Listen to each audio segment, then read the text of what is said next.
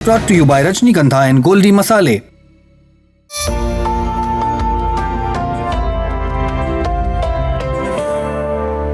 Waste Asia में चल रही वॉर पे एक सर्वदलीय बैठक हुई। उस बैठक के पहले प्रधानमंत्री नरेंद्र मोदी के स्टेटमेंट्स आए, ट्वीट्स आए, कोरोना जैसी स्थितियों से उबर चुके हैं तो ये भी पार पालेंगे जैसी बातें हुई हैं। और उसके बाद सर्वदलीय बैठक हुई जिसमें एक दो इनपुट्स जो बहुत जरूरी थे वो सामने आए कि पाकिस्तान के रोल को लेकर जब चर्चा छिड़ी तो कहा गया कथित तौर पे कि we can't be dalal nation, और फिर उससे राहुल गांधी गायब रहते हैं, तृणमूल कांग्रेस के लोग गायब रहते हैं। मैं निश्चला जी से निश्चला मैम आपसे बात करना चाहता हूं इस पे सबसे पहले कि जो ऑल पार्टी मीटिंग हुई थी उसको लेकर एजेंडा क्या था और क्या एजेंडा वो सरकार ने अपना क्लियर कर लिया? क्योंकि जब सबसे पहले ऑल पार्टी मीटिंग का नोट आया तो ये थोड़ा स्ट्रेंज लगा पत्रकारों को कि इसको डिफेंस मिनिस्टर चेयर कर रहे थे। नहीं, उसमें स्ट्रेंज लगने की कोई बात नहीं है। Prime minister is the leader of the Lok Sabha, leader of the house in the Lok Sabha, और राजनाथ सिंह जी डिफेंस मिनिस्टर, वो इफेक्टिवली और टेक्निकली भी नंबर 2 हैं। वो डेप्यूटी लीडर हैं लोकसभा के। तो अगर प्रधानमंत्री उस ऑल पार्टी या सर्वदलीय बैठक जो गवर्नमेंट ने बुलाई है उसकी अगर अध्यक्षता नहीं कर रहे हैं तो राजनाथ जी ही करेंगे। और बहुत सारे विषयों पर जब भी सर्वदलीय बैठक बुलाई गई है गवर्नमेंट द्वारा, सरकार द्वारा, तो उसकी अध्यक्षता राजनाथ सिंह जी ने ही की है। सो ये एक पहला टेक्निकल पॉइंट मैं क्लियर कर दूंगी। इसमें कोई आश्चर्य की बात नहीं है। ये बहुत सालों से बहुत क्लियर है क्योंकि technically he is deputy leader, वो डेप्यूटी लीडर है लोकसभा के, तो वो चेयर कर सकते हैं अगर प्रधानमंत्री उसको चेयर नहीं कर रहे हैं। गोल्डी छोले मसाले, जहाँ जाएं रिश्ते बनाएं। गोल्डी लाए हैं फ्रेश लॉक टेक्नोलॉजी जो रखे मसालों को हर समय फ्रेश। नंबर 2, ये जो वेस्ट एशिया में युद्ध चल रहा है, अमेरिका इजराइल एक तरफ और ईरान एक तरफ, तो उसको लेके एक तो फॉरेन पॉलिसी और उन सब चीजों को लेके जो हमारी कूटनीति है उसको लेके बड़े सवाल उठ रहे थे। लेकिन जो इस युद्ध के परिणाम हैं, कॉन्सिक्वेंसेस हैं, क्योंकि वो स्ट्रेट ऑफ हॉर्मुज जो है उसकी जो ब्लॉकेड हो रही है, बहुत सारे हमारे जहाज जो फ्यूल और बहुत सारी और चीजें इस तरफ लेके आ रहे हैं वो रुके हुए हैं वहां पे, उसको लेके आम जनता में बड़ी परेशानी है। आपने तो रोज ही पढ़ा होगा इन दिनों में कि कुकिंग गैस जो है, खाना बनाने की गैस की कमी चल रही है। एलपीजी के लिए लोग लाइन लगा रहे हैं। ग्रे मार्केट जो एलपीजी का है वहां बहुत महंगा बेचा जा रहा है। और गवर्नमेंट भी पुश कर रही है कि एलपीजी से पीएनजी की जो शिफ्ट धीरे धीरे हो रही थी उसको थोड़ा एक्सेलरेट किया जाए, क्योंकि पीएनजी थोड़ा आसान है प्रोक्योर करना बनस्पत एलपीजी के। तो ये जो सारी लोगों से भी जुड़ी हुई समस्या थी, तो उसके बारे में भी एक ओवरऑल ब्रीफिंग करनी थी। प्रधानमंत्री ने 2 स्टेटमेंट दिए, आइडेंटिकल थे ऑलमोस्ट लोकसभा और राज्यसभा में, पर उसको थोड़ा विस्तार में बताते हुए। और फॉरेन मिनिस्टर जो है मिस्टर जयशंकर, डॉक्टर जयशंकर, उनकी भी ब्रीफिंग मेंबर्स ऑफ पार्लियामेंट की हुई, क्योंकि वो जनप्रतिनिधि हैं और उनका यह हक है कि जो इस तरह की चीज देश के लिए हो रही है उसमें वो जाने। और एक चीज और है जो प्रधानमंत्री ने कहा कि देश में जिस एकता के साथ कोविड का मुकाबला किया, उसी तरीके से इस विपदा का भी मुकाबला करना है। उससे लोगों में थोड़ी सी कौतूहल मच गई कि कहीं लॉकडाउन, कहीं ये कहीं वो, जो शॉर्टेजेस हुई थी कोविड के सेकेंड वेव के टाइम में, जो डेल्टा वेव था, उस तरीके की कोई बातचीत तो नहीं हो रही, क्या हो रहा है। तो बहुत सारी चीजें ऐसे उठी, तो फिर डिसाइड किया गया कि सबको मिलके एक बार ब्रीफ जरूर किया जाएगा। और कूटनीतिक बात भी कि भारत किस तरीके से बाकी सारे देशों से बात कर रहा है। जो युद्ध के 3 दिन पहले प्रधानमंत्री इजराइल गए थे, क्यों गए थे, इस सब चीजों को लेके भी ब्रीफ करने की जरूरत थी, क्योंकि बहुत सारी बातें देश में चल रही थी कि शायद ये ना करना चाहिए था। और जो 2-3 चीजें हिंदुस्तान को लेके हुई, जैसे वो ईरानियन जो मिलिट्री शिप था डेना, जो विशाखापट्टनम में एक्सरसाइज में आया था, नेवल एक्सरसाइज में, जिसमें राष्ट्रपति मुर्मू भी जिसकी वो गेस्ट ऑफ ऑनर वो थी।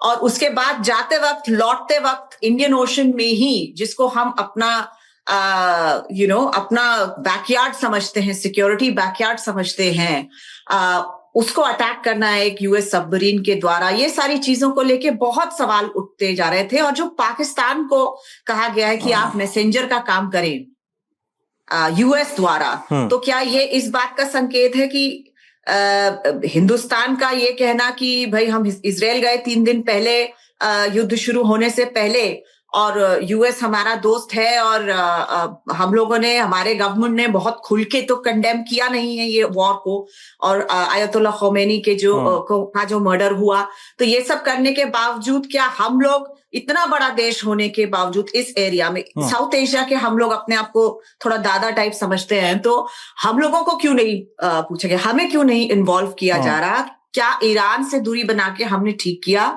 हमने वो एबिलिटी अपनी खो दी कि हम उनसे भी बात कर सके और यूएस से भी बात कर सके। मध्यस्थता करने की जो एक सिचुएशन है, क्या हमने खो दी है? उस पे बहुत सवाल सरकार पे आए थे, और पार्लियामेंट के अंदर और बाहर ये चीजें रेज की गई थी। रोज के रोज एडजर्नमेंट मोशन के नोटिस दिए जा रहे थे विपक्ष द्वारा कि एलपीजी का क्या सिचुएशन है, वेस्ट एशिया को लेकर क्या सिचुएशन है, और ऑफ कोर्स टीवी वगैरह और न्यूज़पेपर्स में बहुत डिबेट इसके ऊपर चल रहा था। तो इन सब चीजों के मद्देनजर, और क्योंकि ये एक बहुत बड़ा जियोपॉलिटिकल इवेंट है, इसके बाद जो पिछले 70 साल का जो कंसेंसस टाइप का रूल्स बेस्ड ऑर्डर का कंसेंसस चल रहा था, पहले कोल्ड वॉर और फिर एक यूनिपोलर वर्ल्ड का, वो टूटता दिख रहा है। ये सारी चीजें, उसके कॉन्सिक्वेंसेस बहुत ग्रेव हैं, दे आर ग्रेव कॉन्सिक्वेंसेस, वो आसान कॉन्सिक्वेंसेस नहीं है किसी भी देश के लिए। तो ये सारी चीजें देखते हुए गवर्नमेंट ने सोचा कि जो लीडर्स हैं, फ्लोर लीडर्स हैं पार्लियामेंट के वेरियस पार्टीज के, उनको बैठ के समझाया जाए कि हिंदुस्तान की जो सरकार है वो किस पोजीशन से बात कर रही है। ओके, हिमांशु भाई, मैं आपसे मुखातब हूं अब। जो निश्तुल्ला मैम कह रही थी कि भारत यूएस और ईरान के बीच में मध्यस्थता नहीं कर पाया, और फिर वो विदेश मंत्री का वो बयान, we can't be a dalal nation, क्या एक सरकार की एक खींच दिखाई देती है इसको लेकर कि हम मध्यस्थता करने की जो पोजीशन हमारी भी हो सकती थी, हम वो पोजीशन अख्तियार नहीं कर सके? क्या बिल्डअप हो रहा था सरकार के अंदर जब पाकिस्तान ने पेशकश की कि यार हम दोनों की बातचीत करवाएंगे? देखिए, मुझे लगता है कि भारत इन सब चीजों में भी पड़ना भी नहीं चाहेगा। अगर आप देखेंगे तो इस बीच में भारत की तरफ से जो है हमेशा एक स्टैंड रहा है कि शांति रहनी चाहिए, और जो स्टेक होल्डर है वो आपस में बातचीत करके मसले को सुलझा लें।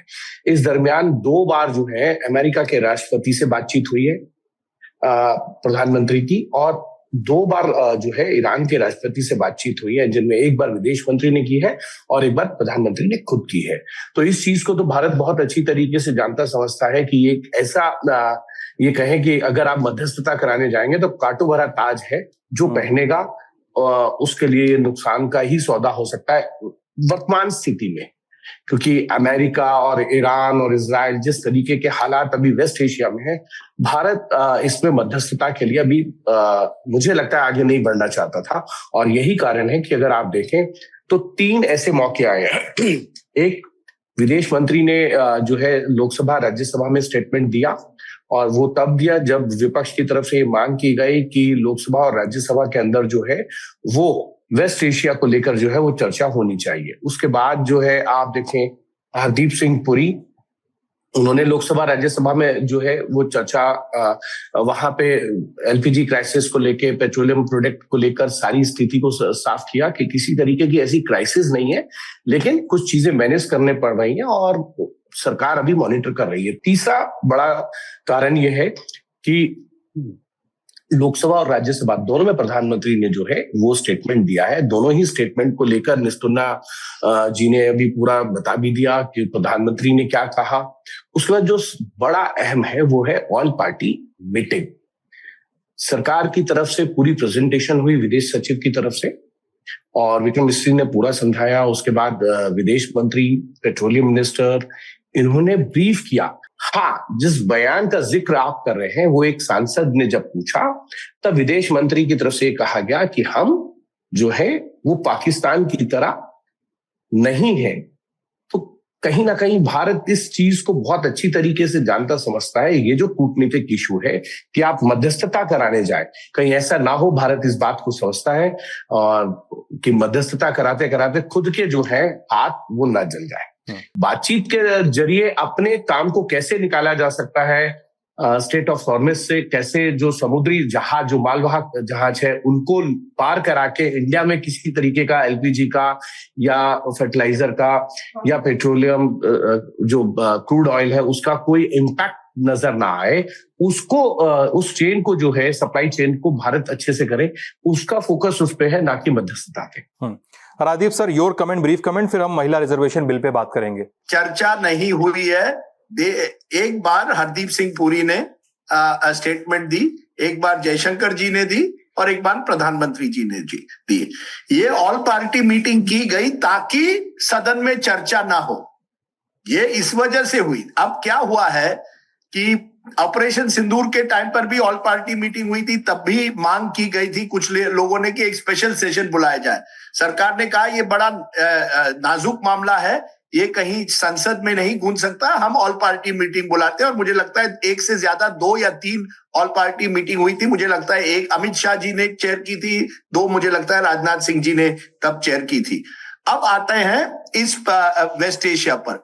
वेस्ट एशिया पर शुरुआत में, संसद होने के शुरुआत में सरकार ने एक ऐसा मैसेज दिया कि कोई डरने की बात नहीं, कुछ नहीं होगा। ये एंड फरवरी फर्स्ट वीक मार्च में था। लेकिन जैसे ही लड़ाई बढ़ती गई और स्ट्रेट ऑफ हॉर्मस में जो वहां के शिप्स है भारत नहीं आ रहे थे और एक फ्यूल क्राइसिस होने की आशंका थी, तब मुझे लगता है सरकार को लगा कि अब चुप्पी से नहीं होगा, सोर्सेस सेट। पहले कुछ दिनों में सरकार क्या कहती थी, सूत्रों के हवाला खबर हिमांशु जी को देती थी। अब क्या हुआ, सरकार को पता चला कि सूत्रों के द्वारा खबर देने से कुछ होने नहीं वाला है, इसलिए सरकार को स्टेटमेंट देनी पड़ी, फिर और पार्टी मीटिंग बुलानी पड़ी। अब सवाल ये उठता है, राहुल गांधी का कहना है कि ऑल पार्टी मीटिंग में प्रधानमंत्री उसका क्यों नेतृत्व नहीं करते। जैसे नित्सुला जी ने कहा, राजनाथ सिंह जी करते हैं, कभी कभार जब यूपीए की सरकार थी, मनमोहन सिंह भी आते थे। प्रधानमंत्री Modi ji all party meeting में आते नहीं हैं और उन्होंने राजनाथ सिंह को ये दायित्व सौंपा। एक इंटर मिनिस्टेरियल पैनल भी बनाया गया है वेस्ट एशिया पर, जिसकी अध्यक्षता राजनाथ सिंह जी करेंगे। मुझे लगता है सरकार ने एक चीज अच्छी की और एक चीज अच्छी नहीं की। अच्छी चीज ये की कि जैसे ही युद्ध बढ़ता गया और पता चला कि इसका भारत पर असर हो सकता है, सरकार ने बड़ी चतुराई से कही है या बड़ी तेजी से कही है, एक तरह से अपनी पोजीशन बदल दी। पहले शुरुआत में ऐसा लगा था कि सरकार जो है अमेरिका, इजराइल के साथ पूरी तरह से है। जैसे लड़ाई बढ़ती गई, सरकार ने तुरंत ईरान के साथ संपर्क बनाया, वहां के विदेश मंत्री से बात की, राष्ट्रपति से बात की, ताकि ये ना लगे कि हम किसी इजराइल अमेरिका के कैंप में हैं। और मुझे लगता है ये सरकार की विदेश नीति की अच्छी बात है कि हमने सभी जितने भी देश इससे अफेक्ट है, हमारे मुझे लगता है 1 करोड़ से ज्यादा नागरिक गल्फ में रहते हैं, वहां के नेताओं से बात की। तो ये सरकार की स्ट्रेंथ थी, एक ताकत है इस सरकार की कि वो बड़ी फ्लेक्सिबल है। वही मुझे लगता है एक कमजोरी है कि ये सरकार नैरेटिव बिल्डिंग में इतना विश्वास रखती है कि वो नैरेटिव अपने आप से छीनना नहीं चाहती। जैसे उनको लगा कि एलपीजी की क्राइसिस आ सकती है, पैनिक की वजह से हो या जो भी हो, चुनाव आ रहे हैं, चुनाव के पहले हमको इसको मैनेज करना पड़ेगा, तब सरकार को लगा कि यार कुछ ना कुछ अब करना पड़ेगा। ये मुझे लगता है अगर सरकार पहले दिन से लोगों को कॉन्फिडेंस में लेती तो ये अफवाहें नहीं फैलती कि एनर्जी लॉकडाउन हो सकता है या बहुत बड़ी क्राइसिस हो रही है। सरकार की कम्युनिकेशन, क्योंकि नैरेटिव बिल्डिंग में सब कुछ चंगा है, सब चंगा सी, ये जो सब चंगा सी का जो एटीट्यूड है, उसको मुझे लगता है वहां नुकसान हुआ। तो एडवांटेज ये हुआ कि हमने हमारी विदेश नीति बहुत जल्दी दिखा दी लोगों को कि हम सभी के साथ हैं। आज ईरान हमारे शिप्स को अलाउ कर रहा है, कह रहा है भारत हमारा दोस्त देश है। जहां 2-3 हफ्ते पहले वही ईरान के जब सुप्रीम लीडर अली खमीनी की मौत होती है, 4 दिन तक हमने अपना मुंह भी नहीं खोला था। तो मुझे लगता है हमारी विदेश नीति, कूटनीति में हमने अच्छी तरह से एक तरह से बदलाव लाया। लेकिन ये जो कम्युनिकेशन है, सूत्रों के द्वारा, हिमांशु जी के द्वारा, इससे जब संकट आता है उससे बात नहीं बनती है। आपको चर्चा करनी चाहिए, आपको अपना पक्ष रखना चाहिए। और ये जो अफवाहें हैं, अगर पहले से सरकार कह देती तो मुझे लगता है ये अफवाहें कम होती। तो एक स्ट्रेंथ, एक ताकत भी सरकार की दिखी, और मुझे लगता है ये कमजोरी आपने कोविड 2 पर भी देखा होगा। कोविड 2 आते आते पहले सरकार ने ऐसा माहौल बनाया था, सब चंगासी। स्वास्थ्य मंत्री हर्षवर्धन तो कह रहे थे वी हैव डिफीटेड कोविड, और कुंभ भी हुआ हरिद्वार में, क्रिकेट मैचेस होने लगे, और अंत में क्या हुआ?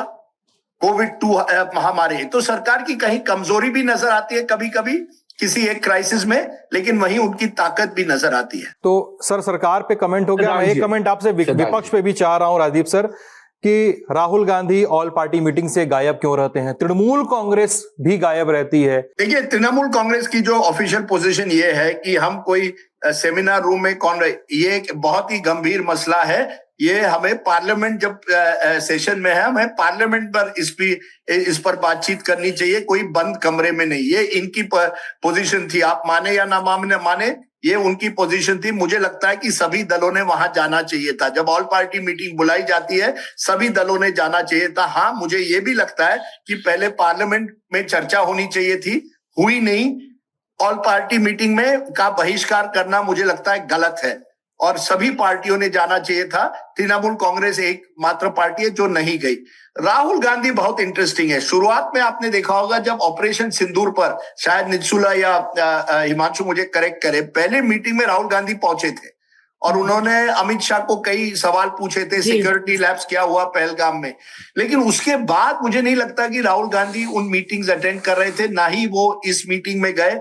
उनका अब कहना है कि मैं क्यों आऊं, कि असली जो व्यक्ति जिसे जवाब देना चाहिए वो है देश के प्रधानमंत्री। उनका एक सिंगल लाइन है, नरेंद्र सरेंडर। अब उस दिशा में अगर आप जाएंगे और टकराव होगा, तो मुझे लगता है राहुल गांधी चाहते हैं कि ऑल पार्टी मीटिंग में प्रधानमंत्री पहुंचे। अब ये सवाल है, अब उसमें अलग अलग राय हो सकती है। क्या प्रधानमंत्री को ऑल पार्टी मीटिंग में रहना चाहिए? He is the leader of the house. Rajnath Singh is only deputy leader and Rahul Gandhi is leader of the opposition. क्या ये ऐसा नहीं है कि पहले कभी कभी मनमोहन सिंह आते थे, कभी कभी Pranab Mukherjee all party meeting लेते थे? ऐसा नहीं है कि हर ऑल पार्टी मीटिंग केवल मनमोहन सिंह ही लेते थे या वो हमेशा मौजूद होते थे। लेकिन राहुल गांधी हमेशा टकराव चाहते हैं इस सरकार के साथ, और उनको लगता है कि इस सरकार ने अमेरिका के सामने सरेंडर किया है। और ये जो सरेंडर नरेंद्र का उन्होंने नैरेटिव शुरू किया है, उसमें मुझे लगता है कहीं ना कहीं ये टकराव फिर से नजर आता है। मुझे भी लगता है कि राहुल गांधी ने भी वहां होना चाहिए था। मेरी राय है प्रधानमंत्री जी ने भी वहां होना चाहिए था। मेरी राय है तृणमूल कांग्रेस ने वहां होना चाहिए था।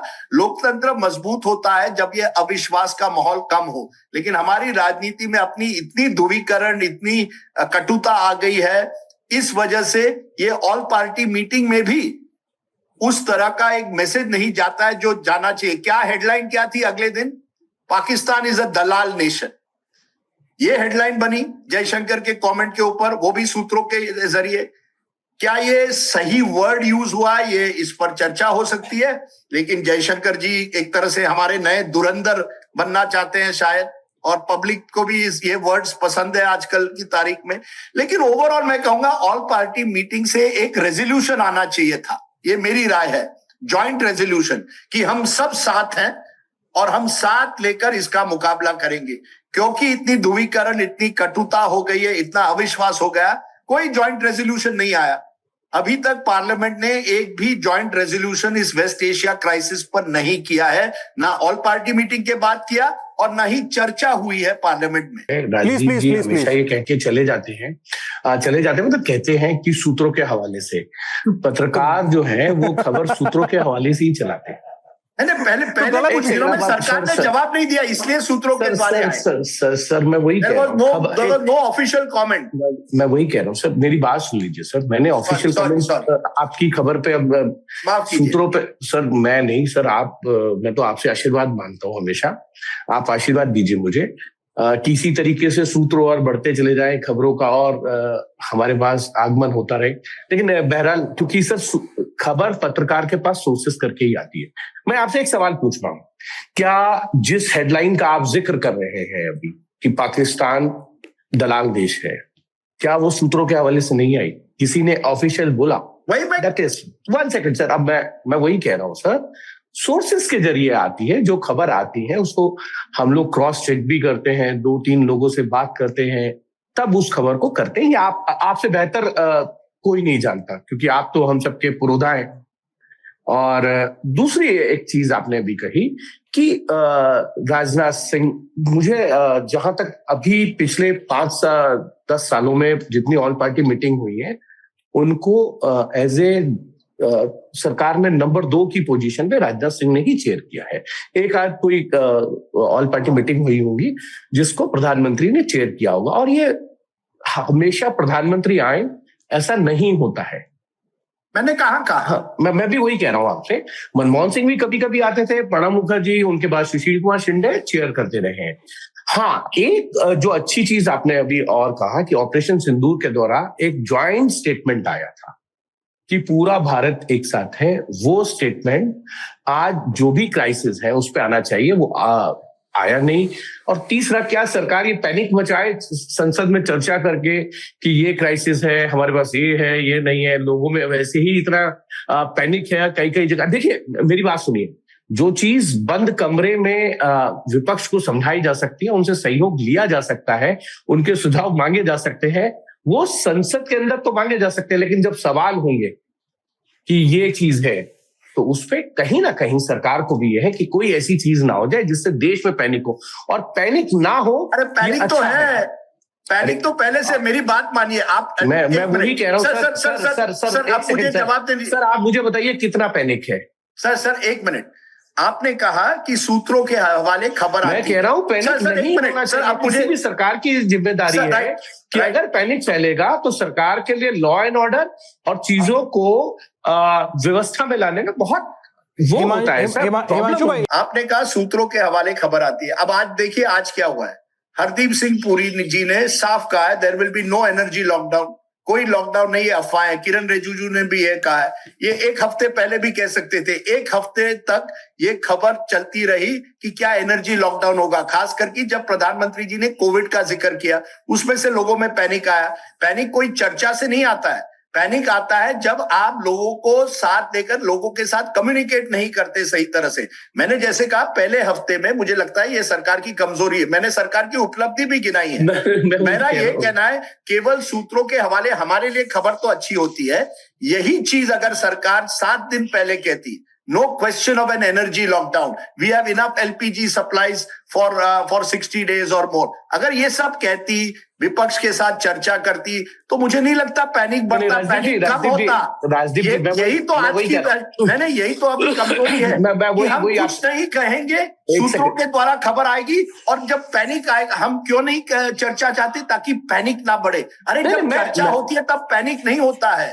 अरे सर, सुन लीजिए, वही मैं आपसे कह रहा हूं। जब सरकार ने देखा स्ट्रेट ऑफ हॉर्मुज से जहाज के लिए ईरान से परमिशन मिली है, उसके बाद सरकार की तरफ से जो स्टेटमेंट आया, जब स्थिति कंट्रोल से बाहर हो, कोई ये कहेगा, उन्होंने उसी स्थिति को देखा। और आपने इससे पिछले शो में भी मुझे एक बार कहा था कि वो जो स्टेट आए, ईरान ने मना कर दिया, लेकिन 2 जो है समुद्री जहाज जो मालवाहक है वो लेके आई थी।